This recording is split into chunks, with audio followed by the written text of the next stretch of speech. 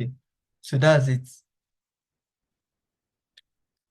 Now, what is JavaScript? JavaScript is a programming language that allows us to add functionality on your website, right? Now, basically HTML is like the skeleton that allows us to add structure. CSS allows us to add styles, to add beautiful styles on the website. Now, JavaScript allows us to add functionalities basically on the website. Now, JavaScript allows us to add things like dynamic image, dynamic stuff. So when you click on a button and the button has a certain kind of reaction, right? So that's what basically a JavaScript is going to help you to do on your website. So now for us to be able, we have two ways of running JavaScript.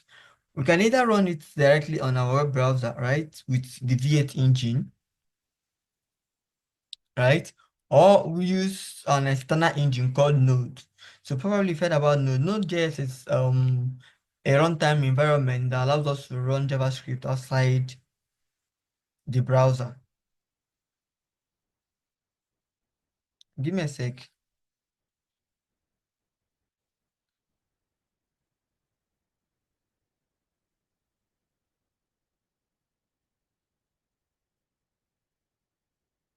Right? A runtime environment that allows us to run JavaScript outside the browser. So now we'll first of all try out the first one. For us to do the first one, so I hope you guys can see my screen. Can you see my screen? Yes, I can. Okay, okay, okay. So we'll call this one JS. So I'm going to open this on my Visual Studio Code.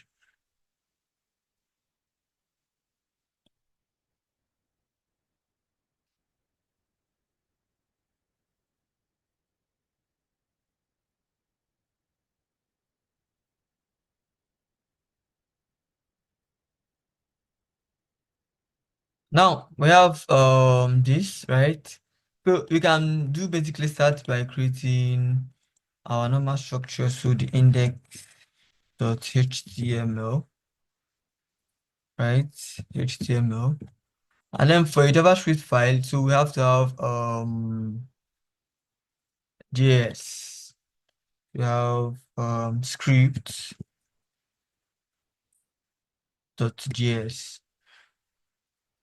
for JavaScript. Why is it taking time? Okay. So now we just do our basic structure.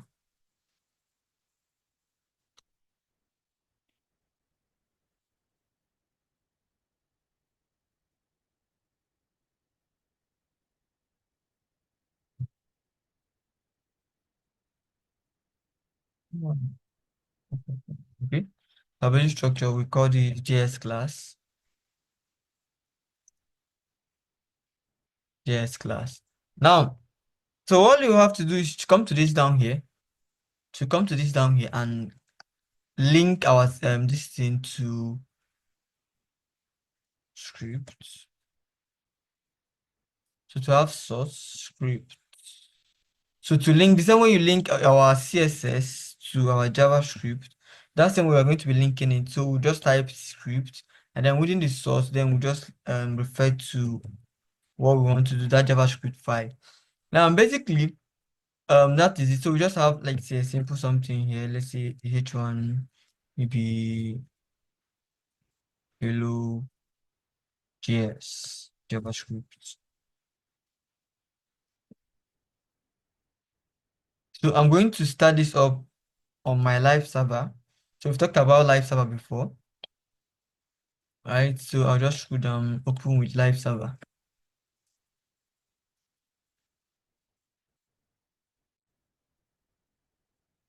So to open it up. Now, this is where it gets interesting, right?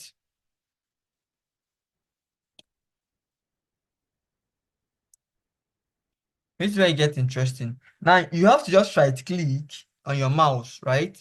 Right click on your mouse or on the mouse pad, the left button. If you're using the Windows mouse pad, so the right, is it right? Yeah, right. So right click, scroll down to inspect, and click on inspect, and drag this up here. Then click on console. Let me close this and show you what I did. So you right click on your mouse, scroll down to inspect, then come to console, right? This is where we are going to be working from. Or you hold Control Shift I. It's going to happen. So you Control plus. So you have two ways. So you just hold, so right click on the mouse, then scroll to inspect, or you do Control plus Shift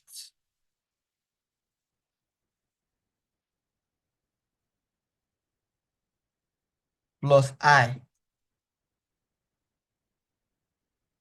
So either of this way opens it up, right? So let's go back to what we have. So now I'll click on this to clear the console error. Now there's nothing here on this JavaScript, like there's nothing here. So we just have our normal regular test. Now this way it gets interesting. So I just have to move to I hope you guys can still hear me.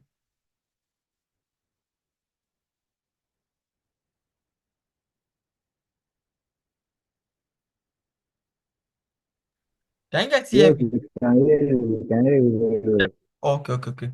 So now, first of all, we'll start with basic stuff. So already we've talked about comments, right? On our CSS and HTML. So for JavaScript, for you to comment, you double click here. You click on this two forward slash, right? For you to have a comment. So whatever you have here is going to be commented. So we just type out yes, class 101, right? Now we come down here. So to display things on the screen, so the first thing to do to display things on the screen, we have you just do console.log, then in bracket you open quotes and then put up something, let's say hello world. Then add your semicolon. So this is to display a text. If you want to display anything, you console.log that stuff on the screen. So once we come to this place, right? See, we have it here. Okay, I'll come to this user. So now we have it here. So if I add any other stuff, let's say for example, I do console.log second item,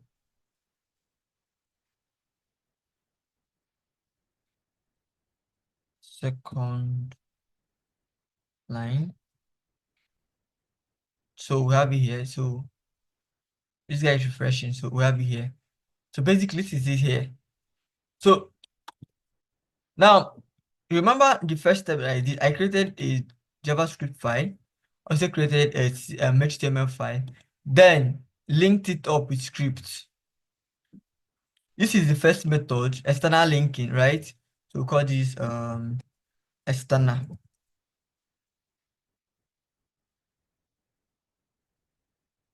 external linking. Now we can also have this what's it called, this on our page by just putting up scripts, opening up a script tag, right? And then in between this place, write our JavaScript. So this one is internal. This second method is internal.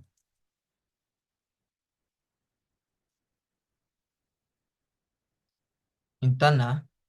And the other one is external. So this we have our JavaScript on a separate page here now. So I can still put this one, okay? So I can just add console.log here, the log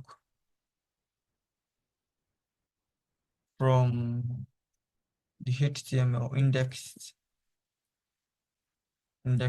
page. So you see it's still showing. The same way that you're on your JavaScript on your CSS, that you can basically have a style tag here, style tag, and add things, right? That same way you can have a script tag down here and add your stuff. So either way works, right? Now I know you might have the question, which one is the best? Which one is like which one should you use? Should you use what's it called? The internal or external type? So it depends on the scenario, right? So um, for me personally, I like separating business logic from UI logic, right? So if like I like separating the consigns for both logics for UI and this thing. So basically, you can have your HTML just for HTML. So and have your CSS. But the only good thing about like why I always like using external is that if I have like five other pages that I want to add a script for, like I want a script to run on it, like I can literally just connect it and then take up what's it called, link it up to that particular page and then have a function or have a particular item run on that page only, right? But if I have a script, if I have this internal script, I have to just copy, copy, copy, copy, copy. And then when you start building complex website, like when you start building complex stuffs, now you just see that the need for you to just shift, like to start separating logic, right? So now the goal of the whole stuff is to do their what we call DIY. Don't repeat yourself, right? So you have to try as much as possible not to repeat yourself on whenever you are coding,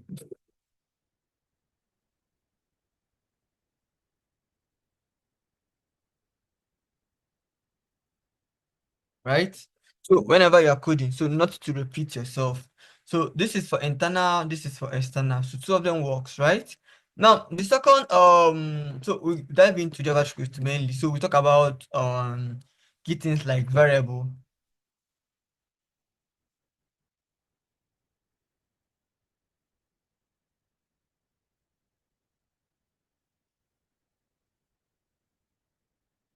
So we talk about key things like variable. So what are variable? Now variable are what's it called? A name that we give to items so that we can be able to store them on the computer system, which we can refer to them later on. So let me just I don't know, this is too long English. Like I'm trying to like decentralize like what's it called, to make it as simple as possible. So let's say for example, a human being now.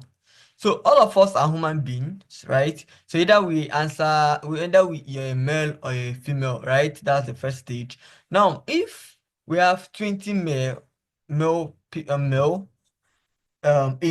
a room, right? Now we find out that we have a problem if we want to refer to an individual or a particular person. Now, for us to be able to refer to a particular person, we start having like names like John, Matthew, different names, right? So in a room where we have 20 men, right, and then we have different names, I can be able to possibly call Matthew, and then Matthew turns, and then Matthew responds to whatever I want Matthew to respond to at that moment.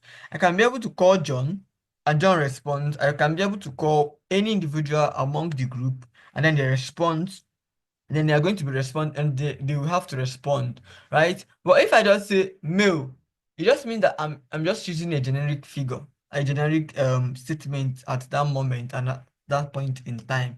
So now this is where variable comes in. So in computer, in programming, so we use variable to hold values.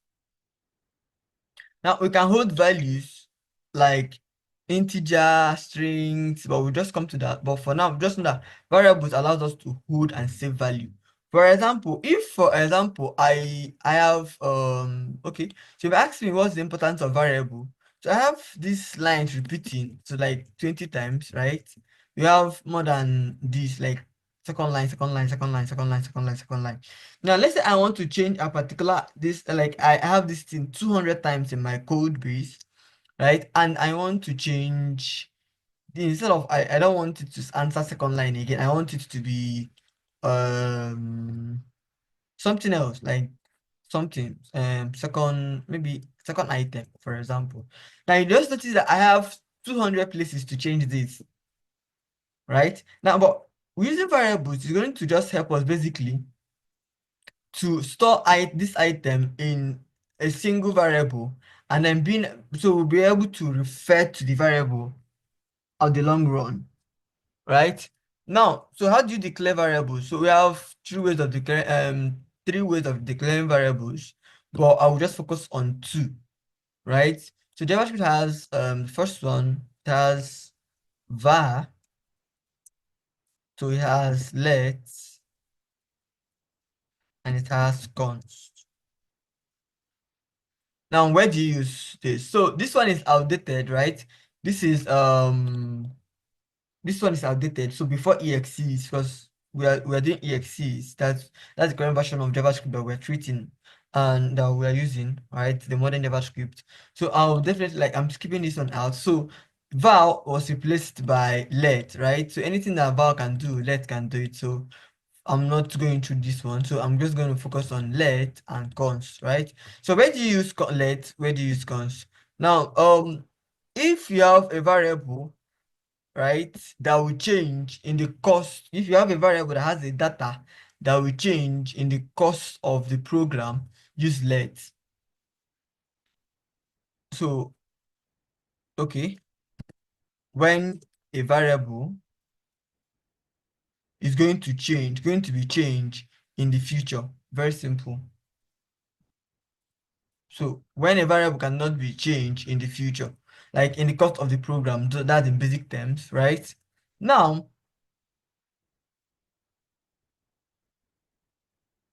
now, so let me show an example. So let's say we have let a equal to 10, right?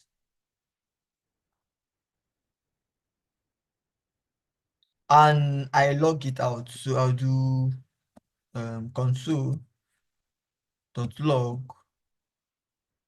the variable name a, right? So let's see it out. Let's check it out.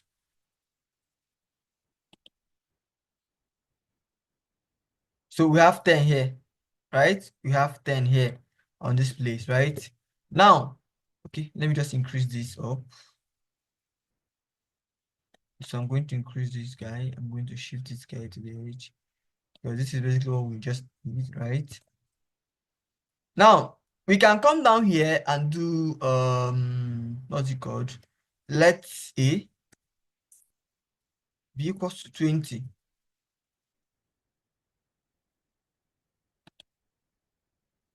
Okay, sorry, we've declared it already. So you just have to do it like this.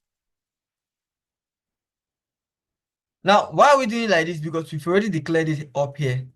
So now we can change the figures without bothering, right?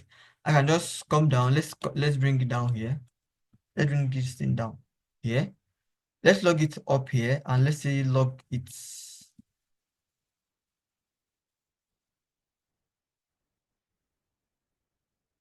wait.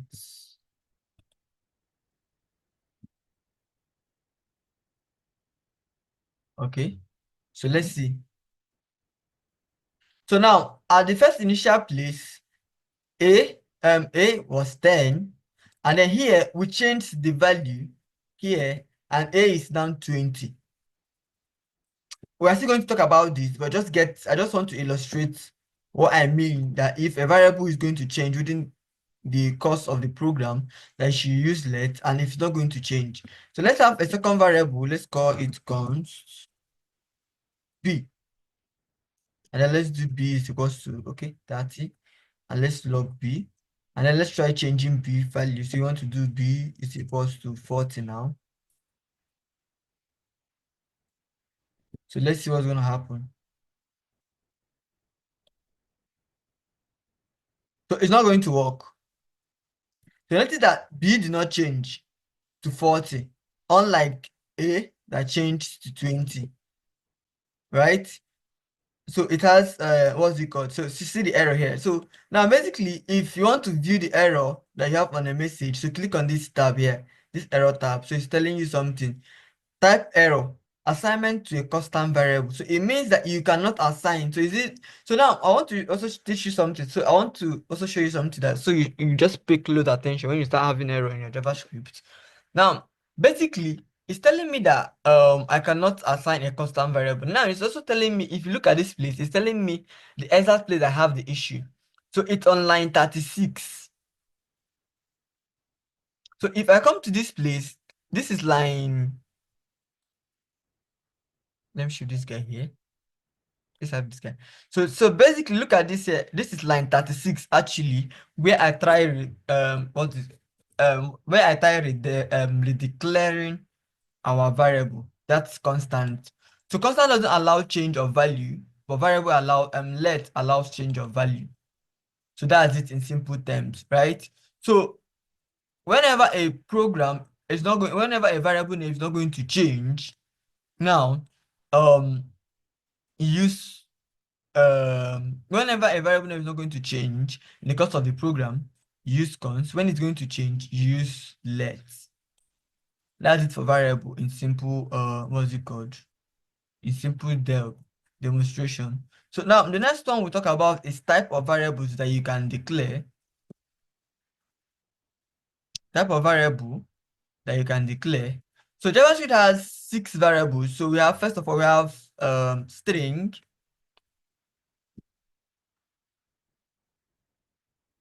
We have number,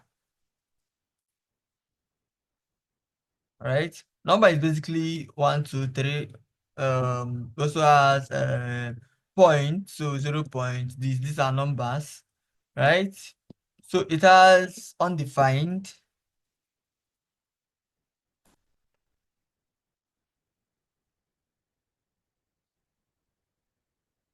undefined.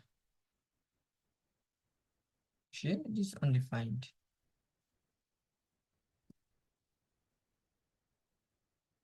I don't even know what I'm spelling again. Undefined, it's what's it called? When a variable is not assigned a value yet, it has null, it has boolean, it has objects, and that's the last. So I'm going to take out this. So for this for now. So it has 1, 2, 3, 4, 5. So we have objects. Okay, and the objects. So 6. It has string, number, undefined, null, boolean, an object. So 1, 2, 3, 4, 5, 6. So these are the 6 prominent types of data types that we have in JavaScript. So let's go through it one after the other. So anything within so for string is basically anything inside a quote. Like we have this example here. So anything within a quote is a string. So either single quote or double quote is a string. So I'll just put a console here. Console log. So now this is a string. So I'll just put up. This is the string. Okay. This is also a string.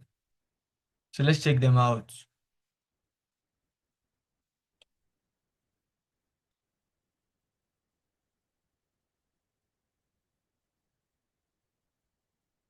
Not happening. Oh, so now another thing, yes, yes, very good. So if this meeting ends, right, join back this meeting using this same exact link. I hope you guys can hear me. So if this meeting ends, join back this meeting using this exact links, right? This exact link that we have here. Now, so another thing I should like, if you guys remember the class when we talked about compilers and interpreter, I said a compiler goes through the code line by line, goes through like takes the entire code and works on them at the same time and then points out error.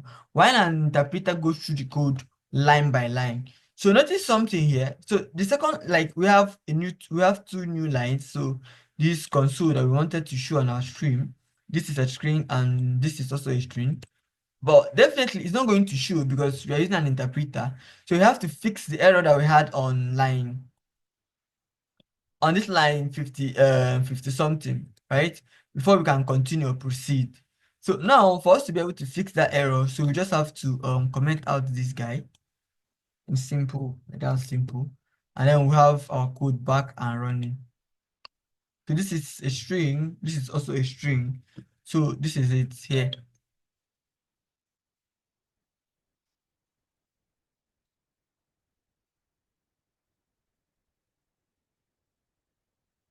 right?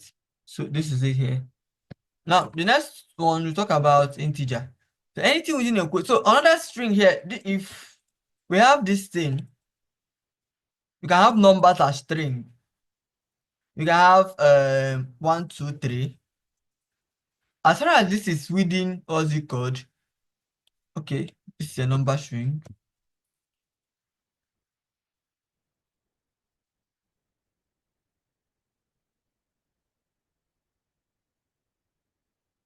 A number string here, right? Now, another important thing to note is that this guy, let's say 1, 2, 3, and 1, 2, 3 are not the same thing. This guy is a string. This guy is an integer. I don't know if you guys, if it's making sense. There's a theory behind this, but I'm not going to go back. Like, I'm not going to go through that theory, right? There's a theory behind this. I'm not going to go through that theory, but just know, like in simple terms, this guy and this guy are not the same thing. So this guy is a string, while this guy is an integer. So let's see what's an integer. So I'm going to move this guy like this. So integer or number. Now, a number is basically any decimal number. So from 0 to 1 million, I don't know, like the number is large. You understand? Whether it's this guy, all of these things are numbers. So even this guy is still classified under a number, right? All of these things are number. So for you to log out a number, you don't have to anything. Like for you to log out a number, you don't put it on a string. So you just log it out like this. This is so we have our number here, right? We have our number. Now, undefined. So for us to have undefined, so let me show you a very good example of undefined.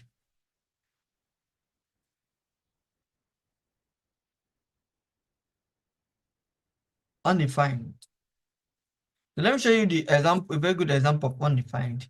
Now, we can have variables that we will not use at the moment. For example, I can do let x be like this, or for example, let's say I have a name, but I don't know the name of the person yet. I don't know which name to add here, or let's say color. Let's use color. Color is very good. So color fits in this example. Now, I want to declare a variable where I'm going to store a color. But currently, on the beginning of the program, I don't know the color name or I don't know the color code, right? But I know that I'm going to use the variable to store a color.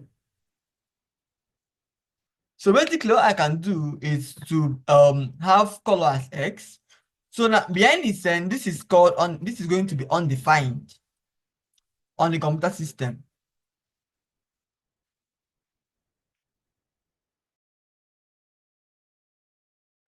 Just give me a second.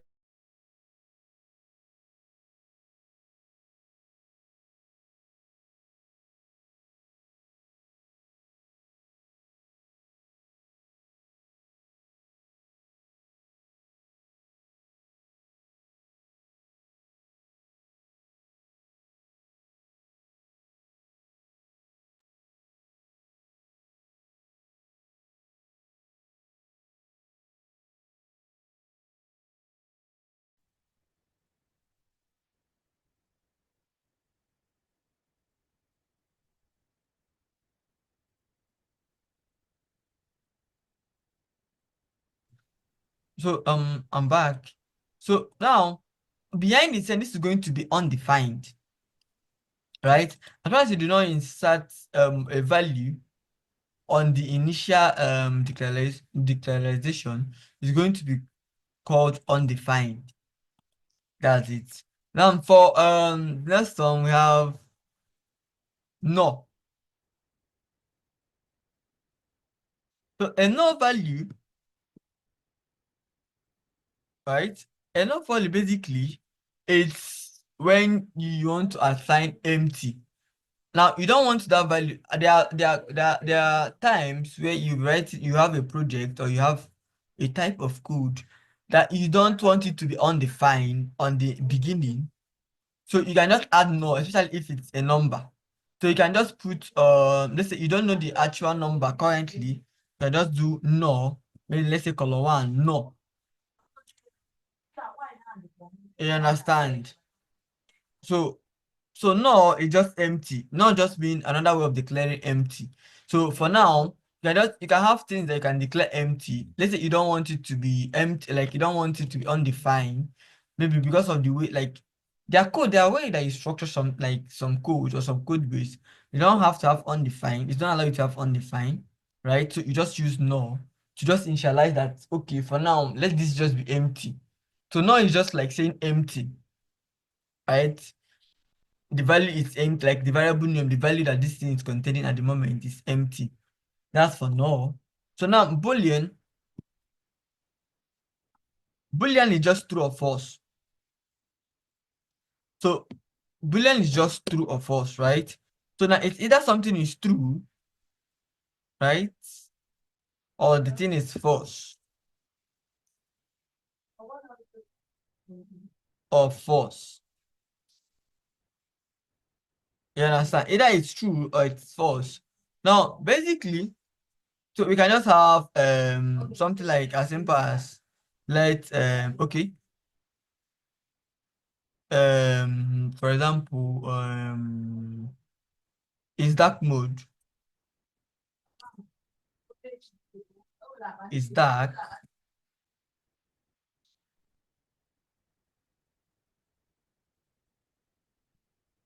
Just give me a sec.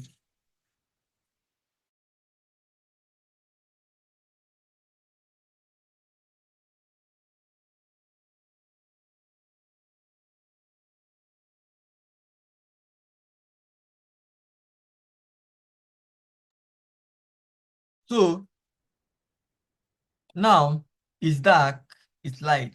Now this thing now, okay, let me give you a very good, a perfect example for this. We can have a toggle button on our code, for example, to switch items from dark mode to light mode. You understand? So now this you just take is dark mode. So if it is true, you just toggle out. So when we start handling events in JavaScript, so we can just have but you can it's not we are going to definitely do some of those things, right? So now is dark mode just like is your page in dark mode? If it is true, probably do this. If it's light mode, just do this, right? So that's it. So it's either going to be true or it's going to be false. So that's Boolean for you. So our meeting is remaining one less than 1 minute. So if this thing cuts, right, just rejoin using the same link, right? So now the last one, but not the least, is object. So object. Now object allows us to declare items, to store items in properties. In simple terms, so like I was saying,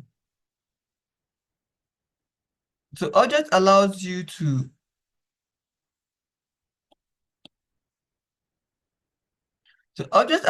store things in property, right? The same way like a human being too, a human being has different properties, right? So we have as a human being, we have the property of our head, legs, hand, arms, right? So object allows you to do things in descriptive manner.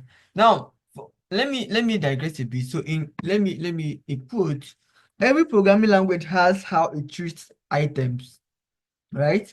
Python treats everything as string. Oh, sorry. Java treats everything as multi-code. Java treats every item within it as a class. JavaScript treats everything as an object that has property. Now, if we go through our browser, um,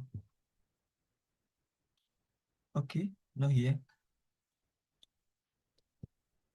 So let's get our JS class. So if we go through our browser and click on, let me know if it's this place. So now, for example, look at this error now,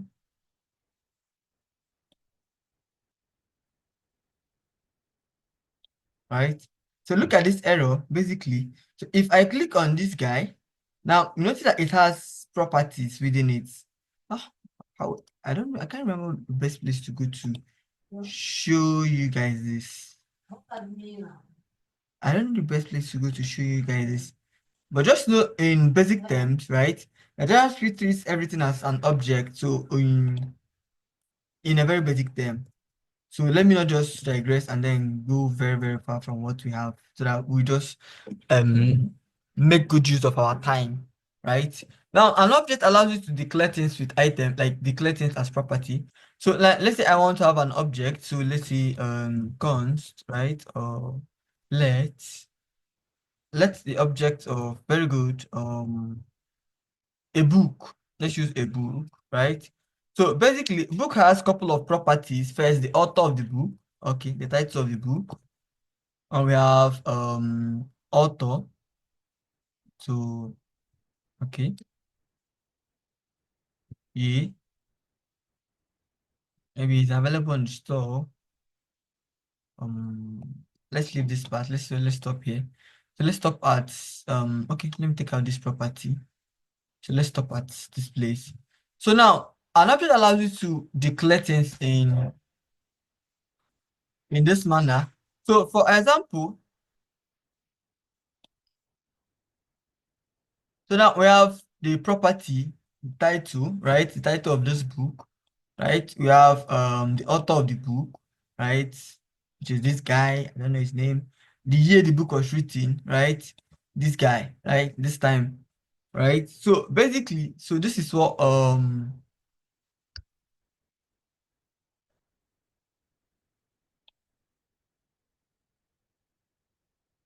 give me a sec.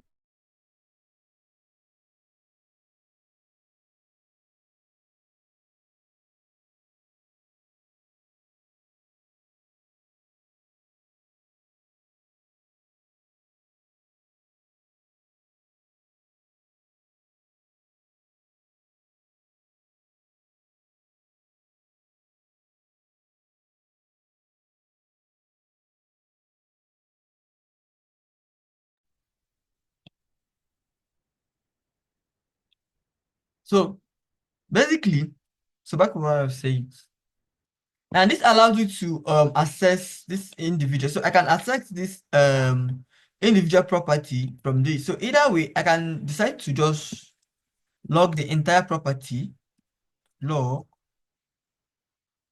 and then we just have book. So now we get to see what we have inside book. So this is how the book is displayed, right? With everything here. So I can decide to fetch individual property within the book, right? So by adding dots, so I just put dots, author, it just gives me the author.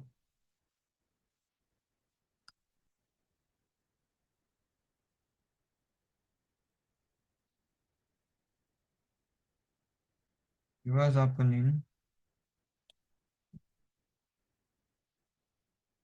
So it will just write out the author for me here, right? So I can actually access individual properties of this object. So more on this thing when we start doing more of this thing when we start doing there's this I forgot the name of this topic. So we still come back to this, right? We still come back to this guy.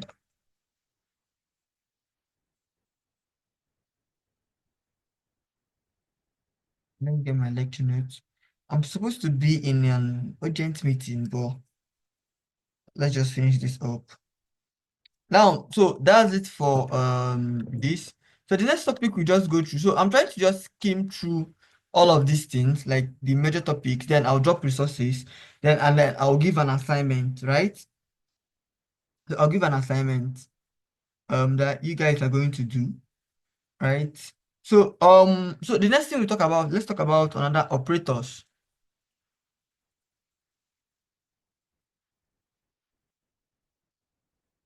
So operators.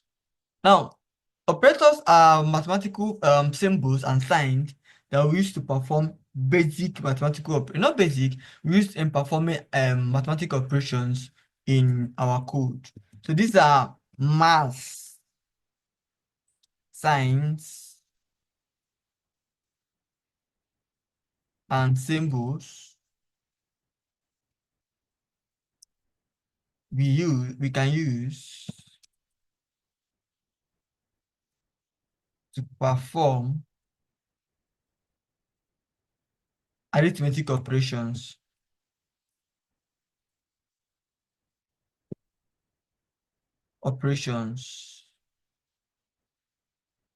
right? So arithmetic operations. Now, so these arithmetic operations are grouped into what we call, first we have arithmetic operators. We have operators. So operators are grouped into three types, right? Four basically. Four. So we have arithmetic operators.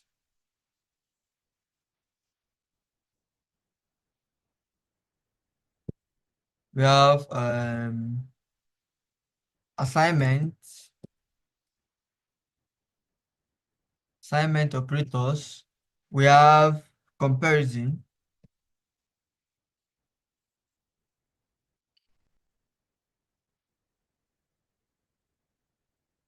comparison. Then we have last one, logical operators. So let's go through this. So we have another one, bitwise, but it's not always used, so I'm going to skip that one, right? So now we have for logical, for arithmetic operators, so you start having our basic, okay? So I'll explain all of this in one after the other. So now, let me open this up a bit. Let me zoom in a bit. Now we have our plus, right? This is called plus. This is minus. You already know this. We call this. Now here in, don't drop the message.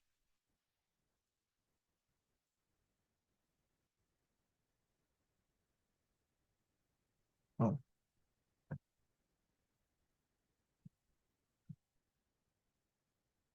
so now um this is called, what's it called again? I've forgotten the name. Not multiplication. This is called asterisk. Not asterisk. What's the name? Ah, I'll still remember the name, the programming name for this, but this is, so we don't have what's it called? Basically, we don't have your x this time, right? So basically, whenever you want to perform multiplication, so we use this. So asterisk, right? So now we have the division. We have this one is called modulus. I think this is the one you've not seen. I have this one. We have this one is raised to power. I've forgotten the name of this one. So maybe during the course of this, I'll still remember the name for these two operators, this guy and this guy. So all of these other ones are basic mathematics operations that we've been using since your crash, right? So for assignment, so assignment is basically equal to, right? Exactly equal to,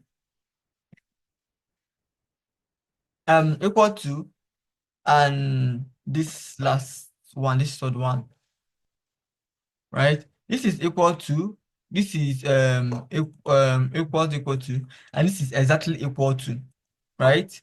Now for comparison, for comparison, so we have this also falls under comparison. So this is comparison here. So this is for comparison. So for logical, so we have our and, or, and not.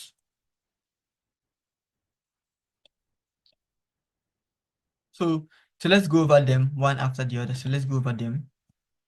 Now we start with our logical. So logical operators. So I said that there's another one called bitwise. Those ones are just for manipulating bits. So you're not going to be using this. Like for me, I think I've not even used this. Have I used this? I think only once in my entire career. Only once and more. So this one, doing this one, like trying to explain this one, we're going to do a lot of mathematics to explain it too. For simplicity purpose, and let's skip this class, very straightforward. I'm going to be skipping it, but just know that they are bitwise operators. So let me just add it. But I'm not going to go through that bitwise operators. So just have it here as what's it called? As as a guide. Like is it a guide? As word of knowledge. Let me speak like a pastor. As word of knowledge, right? So now let's move into arithmetic operators. We have so arithmetic operators. Now, so we start with plus. So we just use let num1 equal to 10, right? We have let num2 equal to, let's say, 20. So this is going to be our base point for all the calculations that we're going to be doing within these operators, right? So we're going to be using this as the base point, right? So for arithmetic operator, so let's try it. So for addition, this guy is even helping us out. So we just do,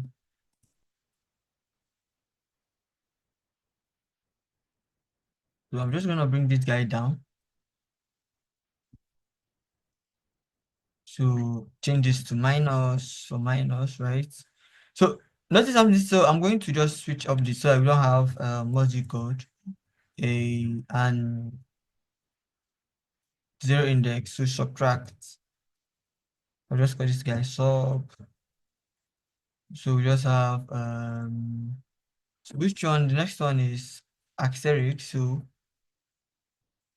just do time 2 multiplication. So we have this guy division. So basically we'll just try to divide with something smaller. So let's say divided by 2. So just add division.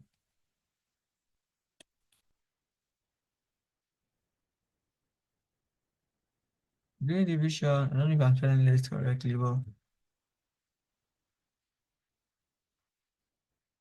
so modulus. Now, what modulus actually does is that modulus um gives you the remainder after dividing two number. For example, if you want to find out if a number is divisible by 2, you understand, or if a number is divisible by 3. So let's say we want to find out all the even numbers or all the odd numbers, right? So now basically to find out all the even numbers is that any number that can be divided by 2 is an even number automatically. Any number that cannot be divided by 2 is an odd number, right? So now modulus allows us to so let me bring out the name.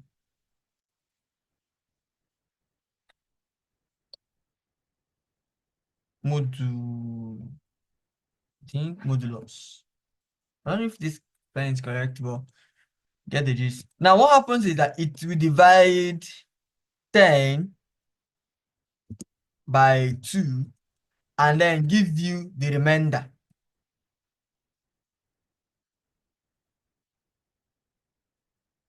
The remainder. right? The remainder. So it returns the remainder of the division after dividing these two. So let's just for now, let's just okay, let's check it out. Let's see how it's gonna look. So now, so for here now, so we did 20 plus 10, that is num 1 plus num 2. So it gave us so so maybe at the end of the class you can just ask your questions. I'll just take up questions, right? So now we did 20 plus 10, which is plus this, so it's 30. That's why we have 30 here, right? We did 10 10 minus 20 minus 10, so we had 10. We did 20 10 times 20, that's 200. We did 10 divided 20, 10 divided by 5 by 2, which is 5. Then the remainder of this guy, okay, let's say we have something else here. Let's do 1. Let's see what's gonna happen here. So we have 1.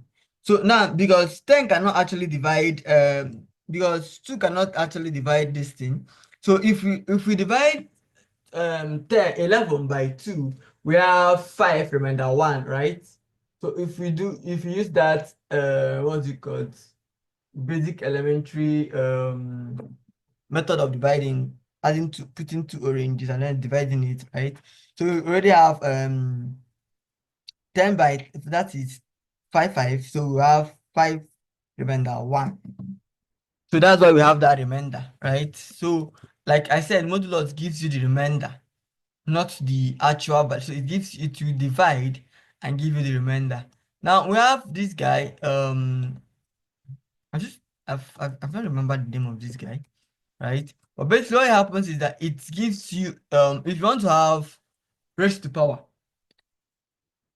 right? Raised to power in your code. For example, when you want to do 10 raised to power 10 raised to power 2, yes, it's called power. I remember this guy is called power. So so it raises, it just does this thing basically. Where is this symbol on my system? Is the symbol I'm looking for? Yes, this is what we have. So it will just give you the power, returns the power of this. So this is it. So you have 10 raised to power 2, which is okay, it's not 10. So 10 raised to power 2 now. So we have 100. So 10 times 10 is basically 100. So this is for arithmetic this is for arithmetic operators. Now we move to assignment operators.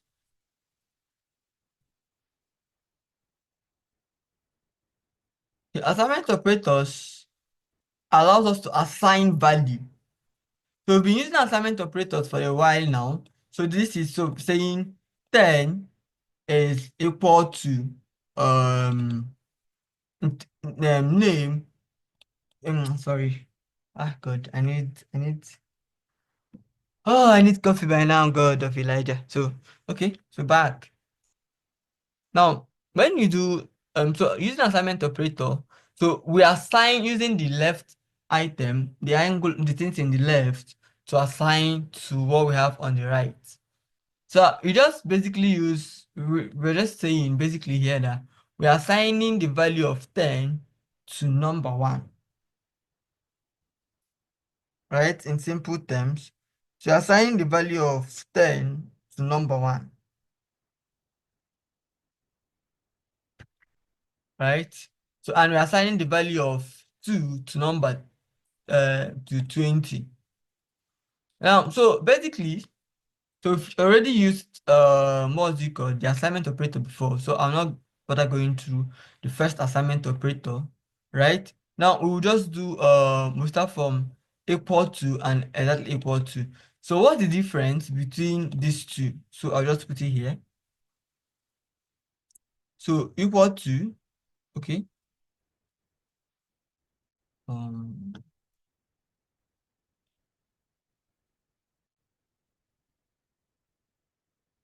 we have to I'll call this um assign, okay.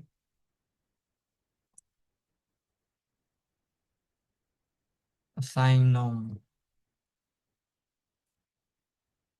right?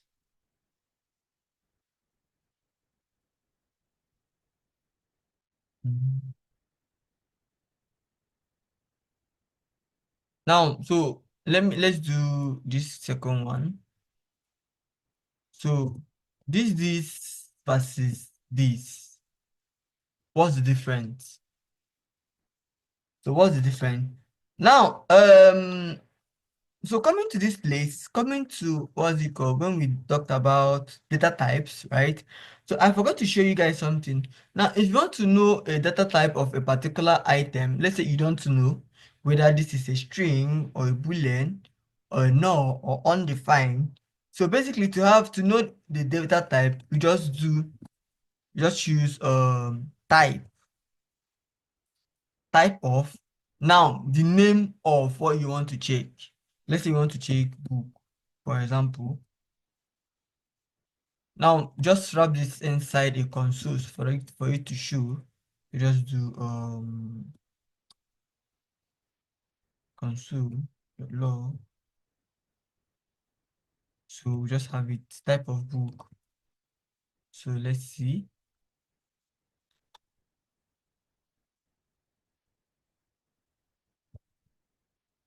It's not showing why.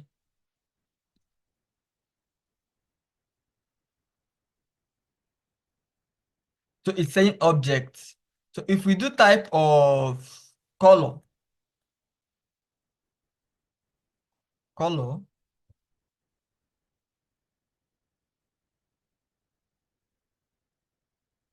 so you are going to have undefined, like I said. So now to know the data type, so you have to just do type of. So type of. Now it's not going to show. So you just have to wrap it up with console.log to just console it on your browser. Right? So now another so let me digress a bit. So another thing I forgot to show you guys. Another way of showing items on your stream is using the alert. So let's say I want to alert. So you can either do console, right, to see it, to come to this place and see it, or you do alert. Alert just automatically shows this thing on your screen. So I can just do alert.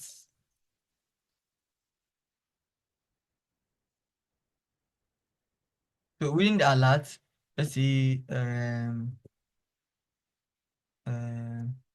hello user. Okay. So see, notice where the alert is showing. So if I refresh this guy, so it shows up here, right?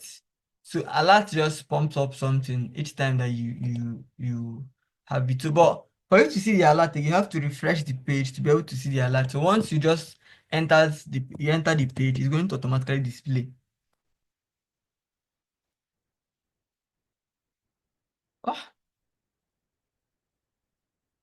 it's going to automatically display, and that's it. So back to this guy. Now, what's the difference between this guy and this guy? Like I said, if you remember, I told you guys that 1, 2, 3 and 1, 2, 3 are not the same thing, right? These are not the same thing. This is a number and this is a string. Now, the equal to checks for the value only. So if you want to just check if this value and this value, whether they are the same, without checking if they have the same data type, right? You can use the equal to. But if you use the exactly equal to, so this is equal to, equal to, and this is exactly equal to. So exactly equals to checks both the data type and the value. So let me show you this in action.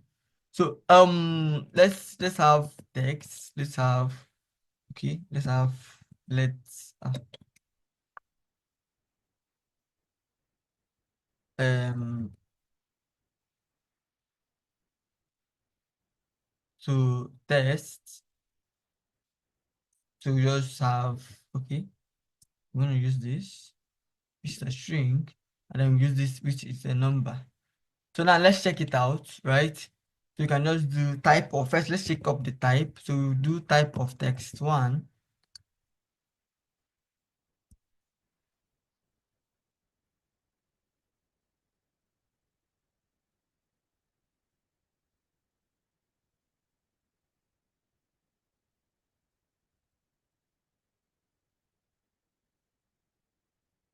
So let's also do type of text two.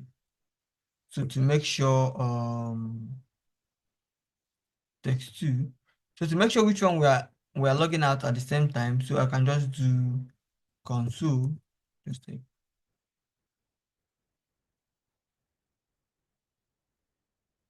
So I'll just have a string. So just do text one. So just know that this is text one on the ground below. So text two. So let's check.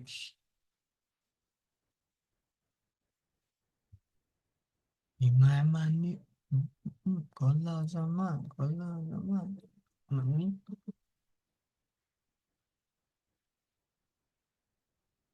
So this is it here. So definitely, so this is what we are having here. So this is test one, string, test two, number.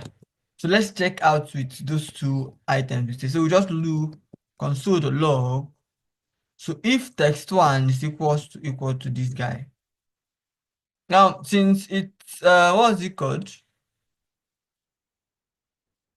Since it's a comparison operator, right? So it's going to just basically just use true or false as a report mechanism. So it's going to use true or false as a report mechanism. I'm going to turn off this alert here. So the alert is just messing up with my code. So I'm going to turn it off. Wait, do we have that alert? Wala zaman, I defend money. So we just have a clean code. So this one is false, this one is true. So the true is that they are not the same. So the first one says it's true because we are just checking only the value. So if you're checking only the value, so 123 and 123 is the same. But if you're checking the value and the type, which this guy is a string and this guy it's an integer. So there's a very big difference and a gap. I don't know if you guys understand, right? So it will tell me false. But if we have the same value, let's say I wrap this guy up. I wrap this guy up and say 123. So we just have true, true. What's happening? Why is it false? Okay. So we now have true, true, true. You understand? So we have true and true. You understand? So because two of them are now of the same data type and of the same value. But if we have different data types,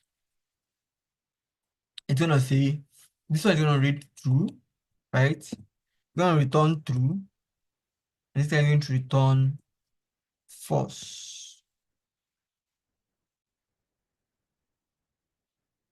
So which other one? So we talk about let's talk about so comparison. The comparison just actually allows us to compare two items, right?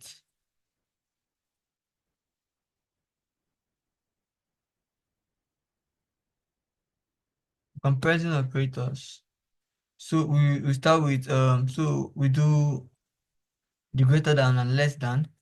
So we're still going to go through we're still going to be using this number we have here, right? Number one and number two. So to just check it out, so we just do console do log to log. Okay. So number one greater than num two, which is supposed to return first. So this one is greater than or equal to.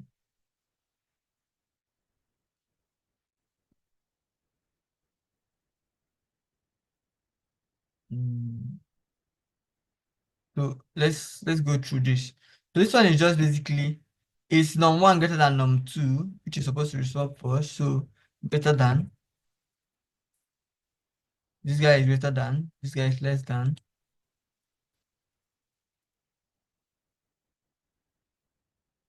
We have this guy true two times. I'm taking this one out. So greater than equal to, less than equal to. We have this guy, okay.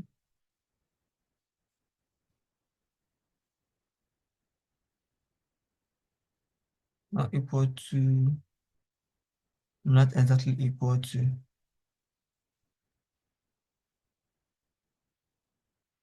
So this is it here. So now basically this checks if num1, which is 10, and num2, which is 20. So if num1 is greater than num2, right? This one checks if less than, checks if it's greater than or equal to. Now, where does this guy comes in? Now, let's say, for example, we want to check, let's say we have two values of, um,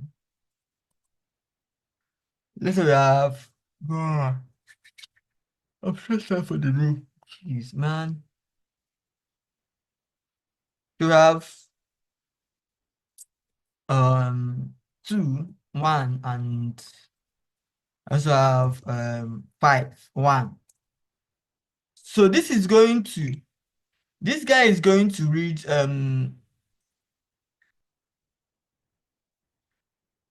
okay. So this guy is the first one is going to read false because 1 is not greater than 2. The second one is going to read false, true, because 2 is greater than 1. Here now, so we are checking, see the caveat here now. When we have greater than equal to, so we are checking if it is greater than. So now, let's say it's not greater than, but we still have the same value here. So it's gonna be true.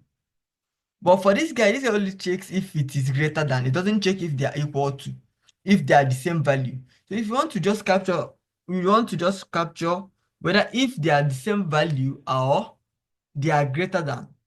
It's greater than. So that is where this guy comes in.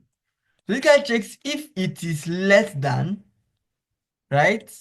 And or if it is greater than.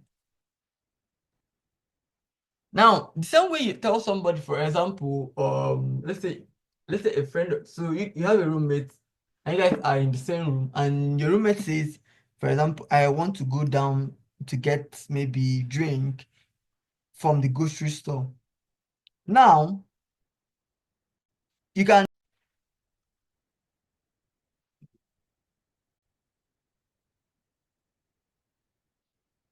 go.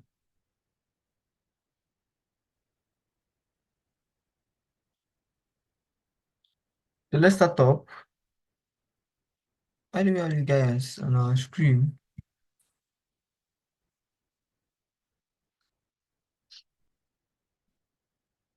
So now, like as I was saying,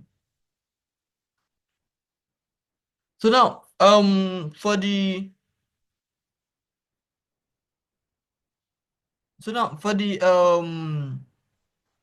where did I stop? I think I've talked about. Okay, I was explaining this too. And this guy checks for the less than, right? Now, for this guy negates the whole operation. Now, this is to ask if a particular number is not this number, for example, so I can have the best the best place these guys are used, like this one, this not is used is in password, for example. So let's say I can have a password. Okay, I can just have let password 123, and then have confirm password, right? Have confirm password. Now, so and I want to check if what this guy entered here. Let's say, for example, let's say there's an error here or a mistake here. For example, let's say we have this here. I can just come here and do so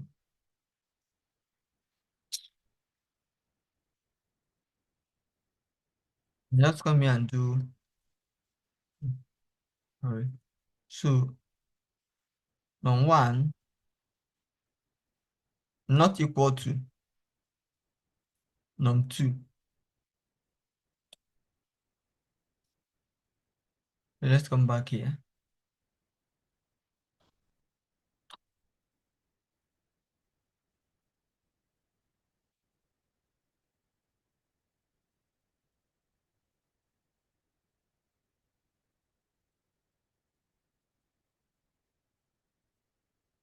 So why is there no hiding?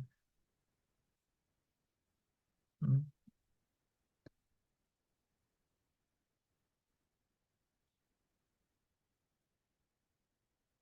I'm trying to hide this guy. I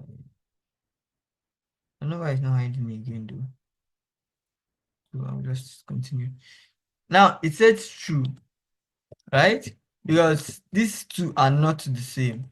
So now if this guy should come back to be the same, it's going to return false.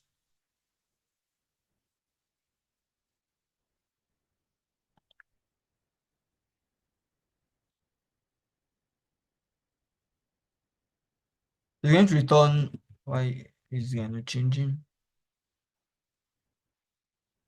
Yeah, it's true that they are not the same. But they are the same. Oh, sorry. I've been comparing two wrong stuff.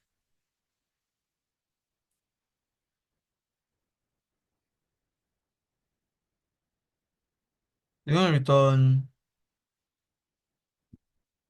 false. Now this is to just compare if whatever the user enters is not the same with what we have here. So for it to maybe show an error or something. But we're still going to use more of these things when we start writing code. Which other one? Which other type of operator did we? So now the next one we want to talk about is logical operators.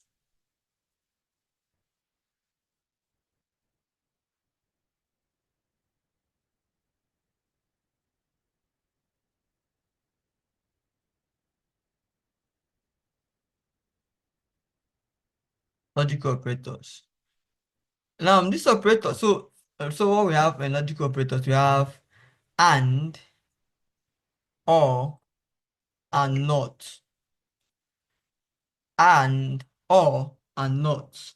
Now, so this is the basic rule. I'm not going to be using it, but I'm just going to give you the basic rule. I think from the next class. Is it next class? You know. So I'm going to just do a brief explanation about it, right? And then already we are taking up to 2 hours already, so it's almost 10 o'clock. Right? So started by 8 o'clock, and then that was 1 hour plus now, almost 10. So now, so the AND operators make sure that whatever we have on the right, on the right, and the left is true for it to be true.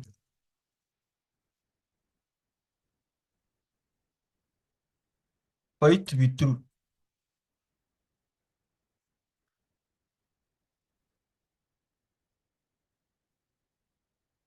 So left and right, what we have on the left side of the operation and the right hand side of the operation must be correct for it to be true. Why the or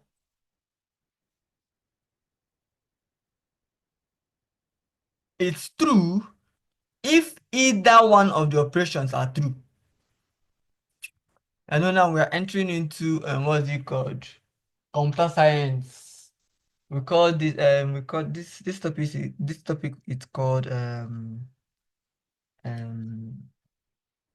truth table, right? But in simple terms. Now, so let me give an analogy here to help drive this thing home, right? Already, I know you guys had this filled up, so I don't want to I wouldn't want to what's it called? Stretch the head again. So I'll just give you guys opportunity to go and watch this video and come back, right? Now, basically, looking at this thing that we have here, looking at what we have here, looking at what we have here. Now, let's give an analogy for this guy, for the or. So, like I was saying on the last, before the video was cut short, a friend of yours, maybe you guys are sitting down together, maybe chilling, and then he wants to get something from a grocery store, and then you'll be like, okay, get me some drinks, and you'll be like, maybe he replies you with, what type of drink? You said, okay, if they have Pepsi or Coca-Cola. So now, when the friend gets to a store, so he looks out for either the store has a Pepsi drink or a Coca-Cola drink. So once any of them is available, he's gonna definitely buy it for you. So which means, so either there's a Pepsi or a Coca-Cola. So either these two conditions needs to be true for it to be true. So it can only be false if the left hand side and right hand side are not met. So it's going to automatically be false. Now for AND operator, so AND operator means that the left hand side and the right hand side must be true for it to be true.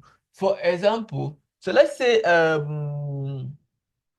okay, now you want to get a chill drink, but basically you're not going to just drink only that chill drink. Let's say you need to get, let's say, a meat pie, right? So then you send up, so the same scenario, the same friend, she's going down the store to get something, and then you'll be like, please buy me Pepsi and meat pie. So now, and then you'll be like, what if they don't have it? You'll be like, okay, leave it.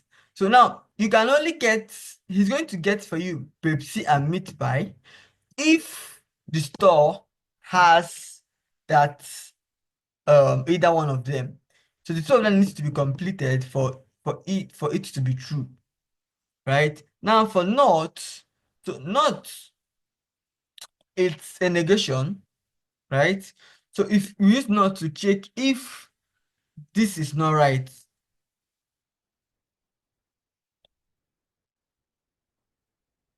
right? If something is not right, for example, like what we did here, we used not to confirm to check if this guy is entering the same thing.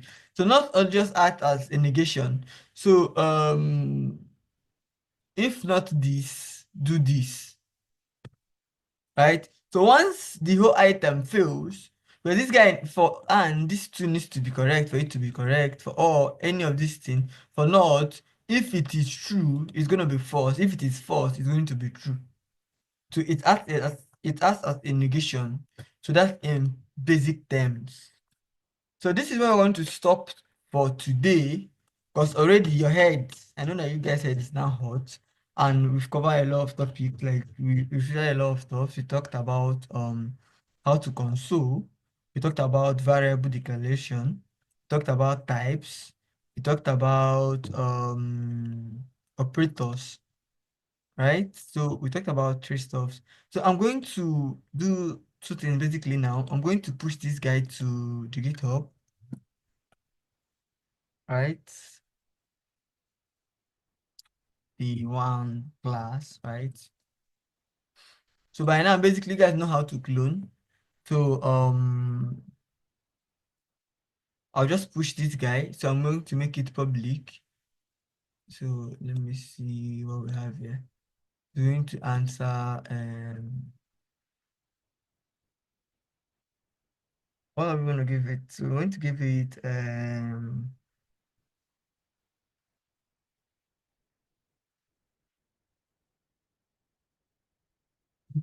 you guys are badge one, badge one JS.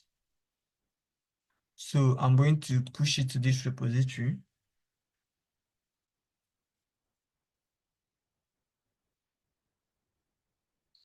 So if anybody have question now, you can ask me. You can ask me the question. So you ask me your questions. Like ask me questions. Ask me questions. Um, Hello. Yeah, I can hear you. So my question is that I thought if you want to push something to JIT, you have to maybe like do JIT in it, JIT commit and stuff. But you just use this JIT lens to push it. Yeah. Okay. I I don't talked know if you get about. what I'm saying. Yeah, I understand. So I talked about git length during what's it called? I talked about git length in that Yes, yes, video. So basically, once you have yes, git yes. I length, thought. you can do all of those things without you can just do all of so basically, I've already pushed and I cannot delete this particular file again. I wanted to show you. So like go through what I did. So basically you just initialize, you can click on init. Either you come here and type, like you come to the terminal and just do git init, or you can click on Mm. this git icon, do git init. You understand? So you just see a button to initialize. Now, for here now, for this place basically, so I also showed you guys how to link what's it called, to link a GitHub account with the git length here. So basically, so it will just automatically synchronize and then fetch data and do all of those things on the behind the scene. Now here, for you to add your commit message, so okay, for you to add your commit message and add all of those things, you just add the information here. So let's say add a new line here. So basically, you don't ask me to commit. So now I can just add empty line, Is that my daddy? empty line. So now empty line, then My daddy. I'll just click on commit, Okay, maybe I want to. click on commit, and just since I've already what's it called? So another thing you should be careful when you're using this. So you notice like they're going to prompt you two options. Always select public, right? So if I go back to this my git, so now so that you don't submit assignment if I give you assignment and then I cannot be able to see the assignment, right? So I cannot be able to see the assignment. So now always make sure that you have public here. Always make sure that you have this thing ticked as public, right? Always make sure that you have this thing ticked as public. For example, let's say you make mistake and then you pushed at private and then this thing is not saying public. You can come to settings, right? Click on that particular repo, come to settings. Now, I think here, change visibility. Then private, it will be on private, just change it to public for me to be able to see what you have on that GitHub repo. So let me go back and say, do what I did again. So I'm here. I'll click on this repo on my repository to see all the whole repository I have. Now, notice like I have some repos here that are marked as private, right? This one that are marked as private, you cannot see this on my land or like on my GitHub. So I'm the only one that has access that can see it. So now if I give you my GitHub link, you're not going to see it, right? So watch out. So after pushing to your GitHub, make sure that this is on public. So for example, let's say you just discover that you have it on private, but it's supposed to be on public. So you just have to click on that particular repo, click on settings, scroll down here, change visibility.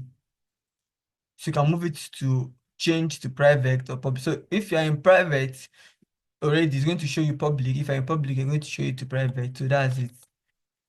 Right?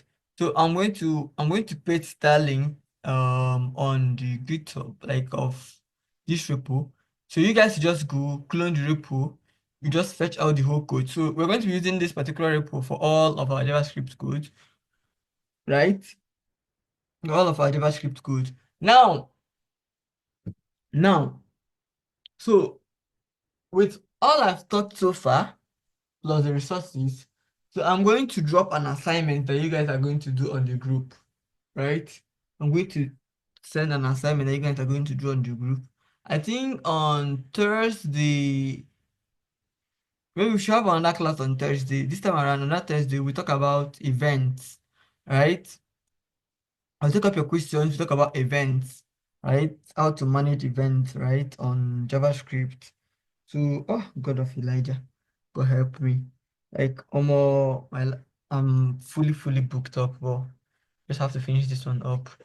So basically, I think on Thursday, that should be Thursday. Thursday. Good. Yeah, Thursday. We're going to have another Zoom meeting. So where we talk about events and let's see how that one goes. Right? So, but we're not going to stay that long on that one. I'm not going to stay that long. So this is it. This is what we call it a day.